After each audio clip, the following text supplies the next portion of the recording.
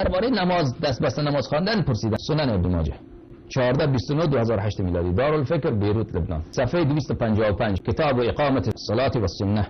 ابا حمید ساعدی گفت که من نماز را خوب بلدم، از شما بهتر بلدم. 10 نفر از اصحاب رسول خدا نشسته بودن و آخرشان همه گفت درست نماز تشریح دادی.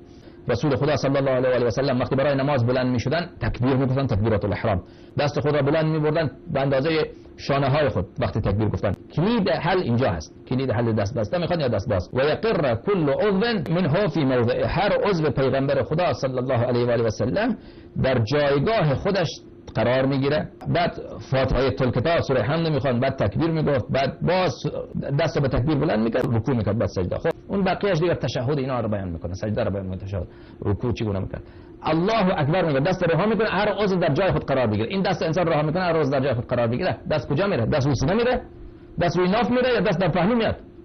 این صریح